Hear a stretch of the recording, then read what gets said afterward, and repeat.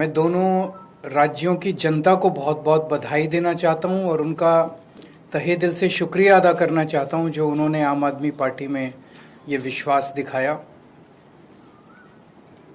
एक बड़ा interesting data है कि 2022 में फरवरी में पंजाब में चुनाव हुए थे और दिसंबर में गुजरात में चुनाव हुए थे। 2022 में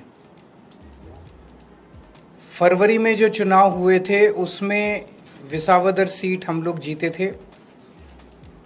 उसके बाद हमारे जो एमएलए थे वो बीजेपी में चले गए, जिसकी वजह से ये उपचुनाव हुआ। उस वक्त विसावदर की सीट पे, गुजरात की और पंजाब की लोकसभा वेस्ट की सीट पे जितने मार्जिन से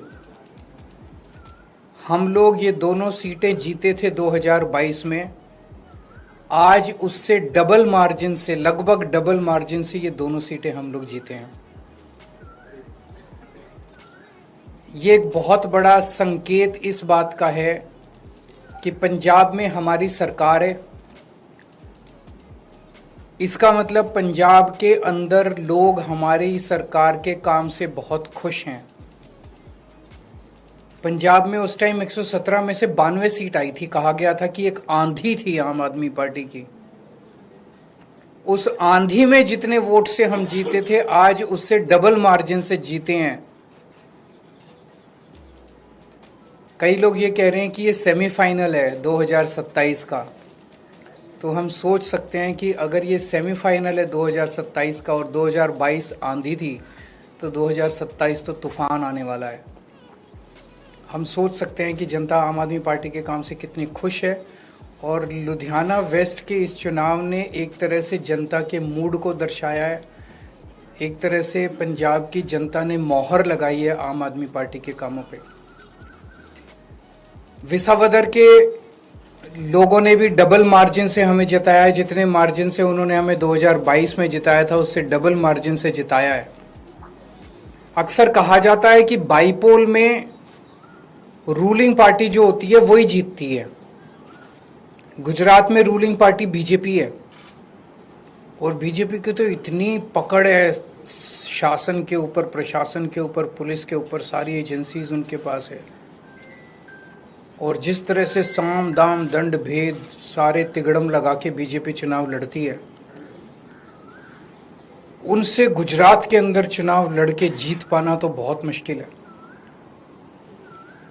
तो अगर डबल मार्जिन से लोगों ने ये वोट दिया हमें, तो ये दिखाता है कि गुजरात के लोग अब 30 साल के बीजेपी के कुशासन से कितने ज़्यादा त्रस्त हो चुके हैं और अब जनता अपनी आवाज़ उठाने वाली है।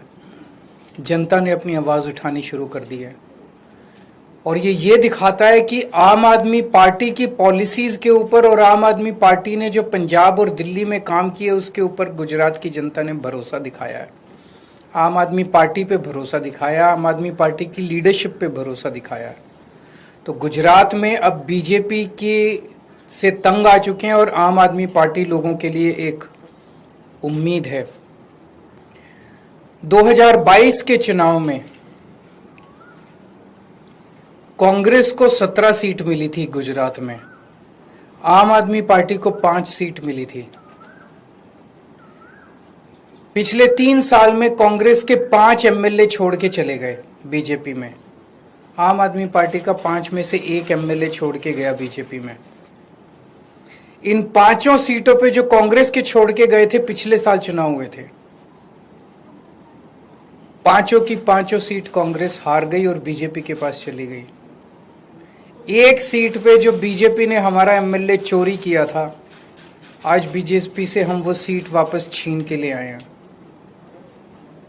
इससे ये दिखाता है कि गुजरात के अंदर टक्कर सीधे बीजेपी और आम आदमी के पार्टी के बीच में है। अभी भी 2 सीटों पे चुनाव हुए, 1 सीट बीजेपी जीती है, 1 सीट आम आदमी पार्टी जीती है।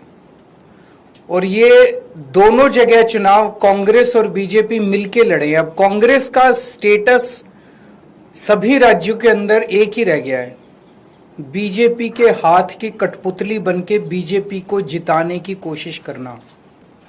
विसावदर के अंदर जिस तरह से कांग्रेस ने, दिल्ली के अंदर सबने देखा जिस तरह से कांग्रेस ने बीजेपी की मदद की, विसावदर के अंदर जिस तरह से कांग्रेस ने बीजेपी को जिताने के लिए पूरी एड़ी चोटी का पसीना लगा दिया, पूरी की पूरी कांग्रेस की लीडरशिप, टॉप लीडरशिप जो है वो बीजेपी की जेब में बैठी है, बीजेपी के हाथ की कठपुतली है।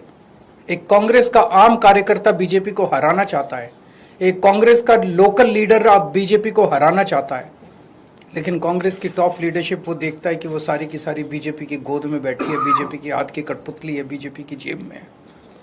तो आज मैं इस मंच के माध्यम से कांग्रेस के आम कार्यकर्ताओं को भी कहना चाहता हूं कि कांग्रेस से उम्मीद मत करना कि वो कभी भी बीजेपी को हराएगी। उनकी बहुत कोजी रिलेशनशिप है टॉप के। केवल और केवल आम आदमी पार्टी पूरे तन मन धन से इस देश को और राज्यों को बीजेपी से बचाने की कोशिश कर रही है। जो जो अच्छे कार्यकर्ता है कांग्रेस के वो सब छोड़ के आम आदमी पार्टी में आ जाओ।